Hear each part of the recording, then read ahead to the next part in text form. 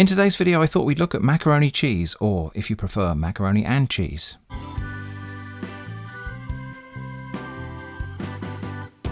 So I thought it would be interesting to compare two sort of instant mac and cheese offerings with a homemade.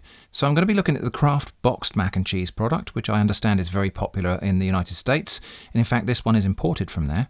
And I'll also make the kind of equivalent, which is this all-in-one sachet from a supermarket here in the UK. And then finally I'll show you how I do it homemade. This video is sponsored by the question, what if? And the answer, let's find out. I was watching the bees on the flowers in my herb garden the other day, and I wondered, what if I collected some of these flowers, just the flowers themselves, and dried them for use as culinary herbs? Would they retain their colour? Would they have any noticeable kind of flavour? Let's find out. I spent about an hour of my time carefully picking the deep blue flowers from hyssop, pale blue flowers from winter savoury, and pink and white flowers from two different varieties of marjoram. This might seem like a waste of an hour, but it was quite relaxing just being there, amongst the herbs and the bees. I made sure to leave plenty of flowers for them. In fact, all of the flowers you see here are quite ephemeral. They will wilt away after a day or so and will all be replaced by new flowers from other buds on the same stems throughout the flowering season for these plants. I would have liked to include some flowers from thyme and rosemary and sage too, but those have already finished flowering for this year. I spread the flowers out on a sheet of kitchen paper towel, clipped inside a bowl to stop them just blowing away, and I left this in an airy place, but out of direct sunlight, as that might fade their colours or drive off some aromas. After 2 days, the flowers had dried completely. I picked out a few that had gone brown and transferred the rest into a little bottle. Not a lot of product here for all that work, but what will it taste like? Let's find out. I'll be tasting it in the form of a little garnishing flourish on each of the serve plates in this video. So today we're going to be trying the classic Kraft macaroni and cheese box mix. This is the one that everybody talks about. It's really not that common in the UK. Apparently it's really popular in the United States. So we're going to try it today. This is actually an import from the United States, so this is the authentic product of the USA version. Instructions are 6 cups of water, 4 tablespoons of margarine or butter, 1/4 cup of milk. We boil the water, add the pasta, cook it for 7.5 minutes. Then we drain it, and then we add the milk, the butter and the cheese sauce mix. It doesn't say anything about cooking afterwards. So I presume that's an instant cheese sauce mix that cooks in the residual heat of the pasta. It doesn't say anything about heating there, but we'll have to take that and play that by ear. Well, that's supposed to open like that. I don't know if you meant to pour it out of that hole, but then you wouldn't get the packet of cheese sauce out, would you? Yeah, I sort of expected this would be an all-in-one mix, where you just dump everything in and boil it, and it makes the sauce at the same time as cooking the pasta. We'll get back to that in a moment, because the UK equivalent of this, the most common UK equivalents of this, do work that way. Anyway, let's get going. Let's get the water on the boil. That's the cheese sauce mix. We'll measure out the milk and butter in a minute. The macaroni in here is quite small compared to what I did normally expect, and I imagine that's just to make it quicker to cook. Okay, water's come to a boil. In goes the pasta. So the ingredients on this one are enriched macaroni, which is wheat flour, durum flour, niacin, ferrous sulfate, thiamine mononitrate, which is vitamin B1, riboflavin, which is vitamin B2, folic acid, and then the cheese sauce mix is whey, milk fat, milk protein concentrate, salt, sodium triphosphate, and then it says contains less than 2% of citric acid, lactic acid, sodium phosphate, calcium phosphate with paprika, turmeric, and annatto added for colour. Okay, that's 7.5 minutes of cooking. We need to drain that now. So we drain that, but don't rinse. Butter I will get straight in the pan so that it starts to melt. Pasta's in on top of that butter. Cheese sauce, wow, what a colour. And the milk, 1/4 cup of milk. And then, well, there's no instruction to heat this, so I am just going to stir this in. And interestingly, the sauce mix, when you look at the ingredients, doesn't have any starch or anything like that in it. It's just cheese powder and whey powder and things like that. So it doesn't need to cook to thicken. And that does appear to work. That surprised me. Very different method to what I'm used to doing, either when I make the real macaroni cheese or when I make a packet mix. Okay, and I'll serve up probably half of that, I think, together with some homegrown cherry tomatoes and a little snip of infinite basil from the infinite basil conveyor. Right, let's get that to the table and give it a taste. Okay, and just to make this a bit fancy, I'm going to use some of my dried herb flowers just as a garnish. Nice. So this is the Kraft macaroni and cheese box mix. Let's give it a try completely on its own first. Not especially cheesy. In fact, really very mild. Quite a lot more salty than I would normally expect a macaroni and cheese to be tasting. When we have it together with some of the garnish.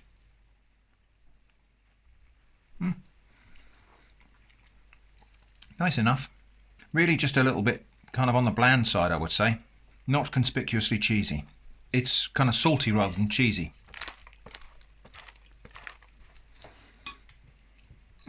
Now it tastes of cheese. So yeah, the verdict on the Kraft macaroni and cheese box mix, salty and bland, I'm afraid. It wasn't very cheesy. Now I always thought the boxed Kraft macaroni and cheese was going to work something like this. This is the product, the kind of equivalent product we have here in the UK, and it's just a packet. It's got the macaroni and the cheese sauce and everything all in there mixed together. And the directions for this are just place 100 ml of semi-skim milk and 250 ml of cold water in a saucepan with a knob of butter or margarine. Butter for me. Empty the whole contents of the sachet into the liquid and stir. And so yeah, it is just macaroni in there together with the sauce in powder form. And then we just heat gently until the pasta's cooked and the sauce is at the desired consistency. So it's a bit lumpy at the start, but that will go away as we heat. And it's just a case of then cook it all together, and the sauce cooks together with the starches from the pasta and kind of thickens itself. So that's what I expected the Kraft boxed product would be like, but actually the boxed product is a bit more complex than that. So I suppose the question is the result of this going to be any good? Ingredients for this while we're waiting: dried pasta, dried cheese, dried yogurt, flavourings which contain milk, wheat and gluten, dried onion, maltodextrin, dried whey, dried garlic, sugar, dried cream, salt, stabilisers which is sodium polyphosphate, trisodium phosphate, disodium diphosphate, yeast extract, colour which is curcumin, which is turmeric extract. So mostly recognisable ingredients in there. The stabilisers are the only things that have got scary chemical names. Okay, so that's bubbling away now. I'm just going to turn that down so it's just gently simmering. And I'll just keep on stirring it to make sure it doesn't stick to the bottom of the pan. This one's from Newgate Express, which is one of Lidl's in-house brands. Every time I mention Lidl on a video, people say, no, it's Lidl. At Lidl. Well, At Lidl, watch one of their UK adverts. They pronounce it Lidl. big on quality and always Lidl on price. So that's what we call it in the UK, and that's what they call it in the UK. We're at the 8-minute mark now that the packet talked about. And yeah, the pasta looks kind of more or less done. I reckon that might be a little bit on the chewy side. The sauce is definitely thickened up, and I'm having to keep it stirring now to stop it sticking on the bottom of the pan. So I think we're probably nearly there. I'm going to give it another minute or two because I think that sauce is just a little bit on the thin side. Right, that's about 9.5 minutes, and if I go any further than this, it's just going to burn in the pan. So this is Newgate Express, Lidl's own brand, macaroni and cheese instant packet.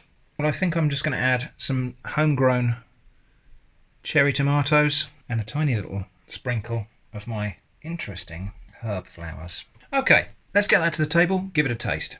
Well, I would say that looks a little bit more turmeric yellow than cheese yellow, but obviously the sauce doesn't have that colouring in it.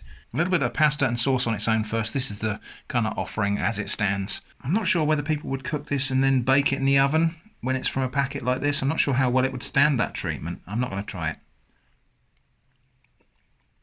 Pasta is a bit under, so it's below al dente. It's got some bits then in there that actually don't just bite, but they stick to your teeth. Not much of it's like that, to be honest. It was just 1 or 2 pieces. And the sauce, a bit watery. Not exactly creamy or smooth. Quite cheesy tasting. I'm going to try my little herb flowers now. See if that makes any difference at all. You can actually taste them. So this is a point where you'll probably realise this is the bit I filmed first. So it's actually the first taste of those little herb flowers, and they're good. And of course, together with tomatoes, why wouldn't it be nice? On its own, it's all right. It's palatable enough. I think there's probably not quite enough sauce there. Not as creamy a sauce as I would like on macaroni cheese, but it's okay. And with a little bit of dressing up, it's actually quite nice. We might just also have a leaf from the infinite basil conveyor. And really, there's not an awful lot to go wrong here because I experimented in the past by mixing dried pasta, cheese powder and some dried vegetables and just boiled that with water, and it made a cheesy sauce. I think the starch from the pasta helps as much as anything else. As I get down to the bottom of the bowl, I'm realising this Newgate Express sauce is a bit sad. It's a bit watery, and I don't think cooking it longer would have helped. And this is what I'm talking about with the pasta. Some of these pieces of pasta are just a little bit too firm. Okay, now it's time to make my own homemade macaroni cheese, and I'm going to go a little bit fancy on this. I'm going to use 3 different cheeses. Now you might think that's a bit of an unfair comparison to the things we've just seen, the packet mixes we've just seen, but that's kind of the whole point. When you make it yourself, you can put whatever you like in there. And I'm not going to go completely overboard. There's a lot of things we could do to make this a really, really fancy dish. We're not going to do all of them, but we are going to do 1 or 2 things along the way just to make this a really tasty version of macaroni cheese. So I've got mature cheddar, double Gloucester and Emmentaler, and I'm going to use all 3 of those cheeses in the sauce, and maybe a little bit of the Emmentaler grated on top to melt in the oven when I serve this as a main dish. So I've got a big pot of water on the boil across the way, and I'm going to weigh out the pasta. I'm going to allow 75 grams per person, and I'm going to make 4 servings here, so that's 300 grams.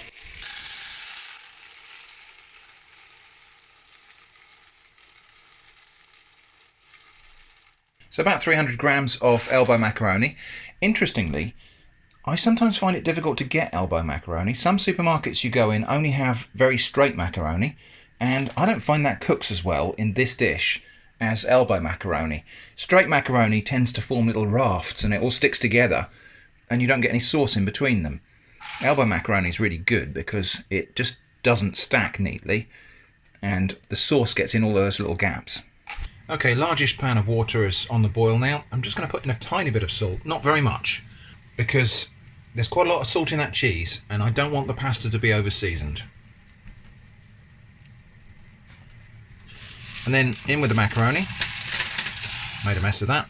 And we're just going to bring that back to the boil and then simmer it until the macaroni is tender, but still with a tiny bit of bite to it. The reason for that is the pasta will absorb additional moisture from the cheese sauce. Al dente if you want to be posh or chefy, or if you're Italian. So for this cheese sauce we're going to make a roux, which is just flour and fat cooked together, and then we're going to add milk and then the cheese. Normally I'd use butter for this, but the other day we roasted a corn-fed chicken, and this is the fat that came out of it. So I'm actually using, this is chicken fat, so chicken schmaltz, and I'm going to use, there's probably 3 tablespoons full there. Now as I say, I would normally use butter for this. You can use olive oil or vegetable oil or any kind of fat you like, but I figured we've already got a lot of buttery flavours in there from all those cheeses, and I think chicken fat, schmaltz, will add another dimension of kind of savoury flavours. Now that fat's melted, I'm going to add it in flour, plain flour, and again it's about 3 tablespoons of flour, and we'll see if we got that right. So I'm just going to turn that heat right down while we combine this. So that's too liquid, so more flour. It smells amazing. It smells like, well, it smells like roast chicken. So and of course the flour makes it smell kind of like southern fried chicken, like the coating. Okay, tiny little bit more flour. I'm just adjusting the flour here to meet the amount of fat I've added. This is going to be quite a thick sauce because there's probably 4 tablespoons of flour in there. But I'm going to make a full pint of sauce. So now, just need to turn that heat back up a bit and let that sizzle. Important to do this because the flour will now cook and we won't have a raw flour taste in the sauce. And I'm just whisking it really so that none of it burns in the corners of the pan there. Good, that's good. It's gone a little bit paler. Only needs about a minute cooking like that. And then I'm probably going to use the whole of this pint of milk. That's 568 ml if you wanted it in metric. I still get my milk delivered in pints in glass bottles to the door. Have done all my life. I've always had milk delivered to the door in glass bottles. I really like that for some reason. There's something very nice about the foil cap and the glass bottle. So I've added about half the milk, and I'm just going to heat that gently. Don't want to go too fast here or else it will just burn on the bottom of the pan. And whisking, just making sure that I run the whisk into the corners here and it won't burn too much on the bottom. We will get a little bit of burning on the bottom of the pan. It's almost inevitable unless you use non-stick and a silicone spatula, but I'm not going to do that. So, and I'm not scraping hard, so there's no danger. This is a hard stainless steel pan. There's no danger of me scratching the pan with this steel whisk. Right, that's starting to thicken up already, which is good, and obviously what I wanted and expected, but we can see that that's taken on a thicker texture. So a bit more milk, and I suspect we're going to need all of that milk for this sauce, but that's good because I like a saucy macaroni cheese. I tend to kind of eyeball these sauces and just add the amounts I think is about right. If you want a precise recipe with weights and measures, I will link one in the video description. I just tend to make it up as I go along. I add about an equal amount of flour and fat, which is about several tablespoons full, and then I just keep on adding a bit more milk until it stops thickening. And you kind of get a feel for how much it's thickened and how much it's going to thicken more. Last little bit of milk in, and turn that on the lowest heat. Just let that continue to cook while I cut up the cheese. And I'm going to use a fair old bit of cheese because it's half of the name of this dish. So you can grate this and it will go into the sauce easier, but I'm actually just going to cut it up with a little knife. Just cut it into small cubes. Let's weigh it and we'll see how much cheese I'm actually adding here. It's going to seem excessive. So I've got about 65 grams of double Gloucester. I'm probably going to go for about the same amount of mature cheddar.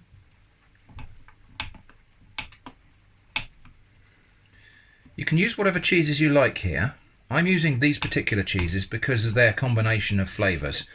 So with the mature cheddar here, we've got a robust and cheesy cheese. It's a very cheesy cheese, if that makes sense. Really robust flavour. And the double Gloucester is kind of buttery and tangy and rich. Okay, that's 100 grams of cheese so far, 110 grams of cheese so far. And then we'll have some Emmentaler in there as well. Probably not so much of this because it has got a slight bitterness to it, which is nice, but we don't want to overdo it. So that was 110 grams, and the Emmentaler 30 grams. So I've got 140 grams of cheese there. Really silly not to make that up to 150, isn't it? A bit more cheddar.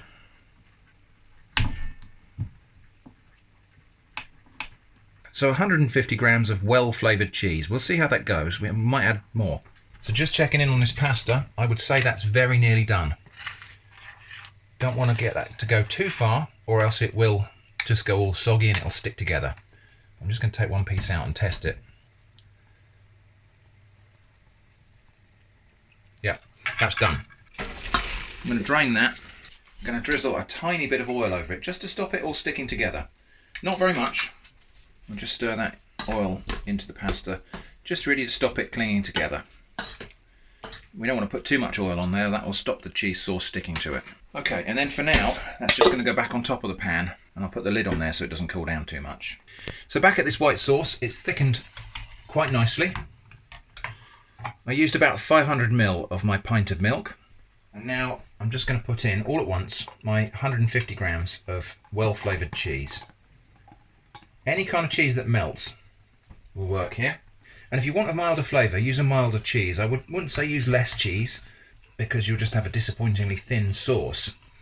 It's better to use more cheese if you can, because it will make the sauce that much richer and more sort of buttery. And then I'm just going to keep on whisking that. These chunks of cheese will melt and then dissolve into the sauce.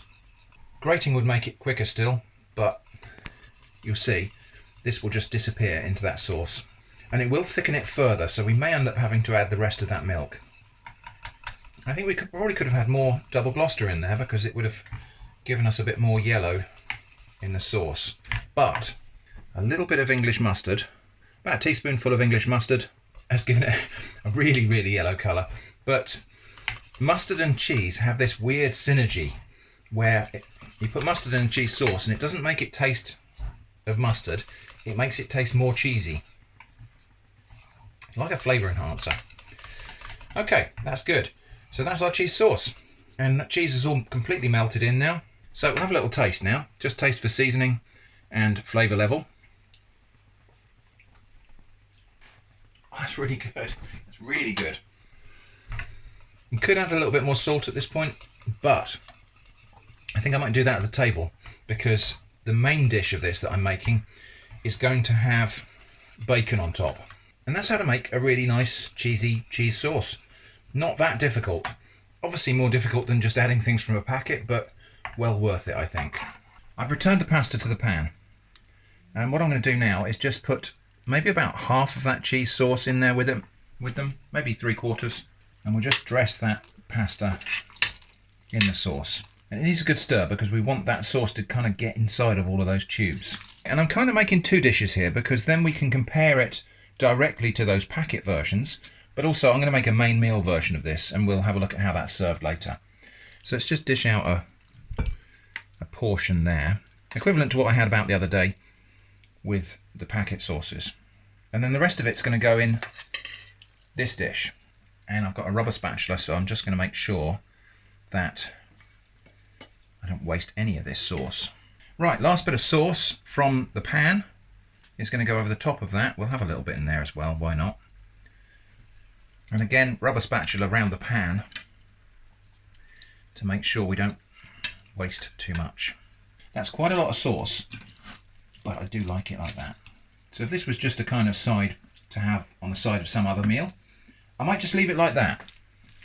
And we might serve it just as pasta in a cheese sauce, but this can be the centerpiece of a kind of tea time meal.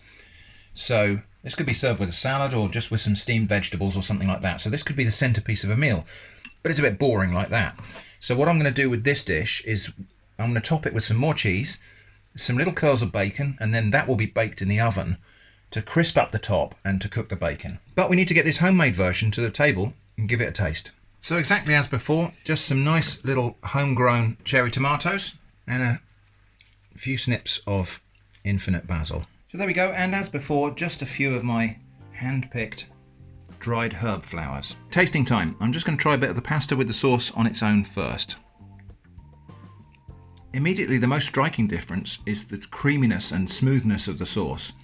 That all-in-one packet mix, the sauce was just a bit gritty and grainy. And the Kraft box mac and cheese, there wasn't very much sauce. So that's one of the differences, is when you make it yourself, you can have as much sauce as you want. The cheese is not overwhelming in this. You could put more cheese or stronger cheese in that sauce, and it would be nice. Maybe some pecorino or something like that.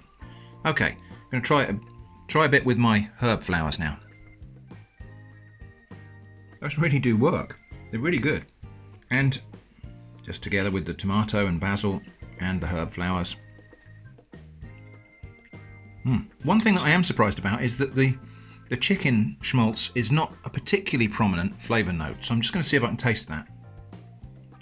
It's subtle, but when you go looking for it, it is there. It's like a background richness. So as I say, macaroni cheese or macaroni and cheese, not a complex dish, and this is not a particularly fancy version of it, but this is more or less how I would make it. I tend to make it a little bit different every time. In comparison to both of those instant box mixes, it is nicer, absolutely. A lot of that's because you can have as much sauce as you want, and you can put as much cheese as you want in the sauce. I actually think those box mixes are not bad products in terms of producing something that is quite palatable as an end result. But for me, if I've got the time, I think I'd always rather make it from scratch. So that's my version of macaroni cheese, and as a bonus, my friend Babatunde in Nigeria is going to have a go at making this himself out in Nigeria. I think he's going to localise it a little bit and give it a Nigerian twist.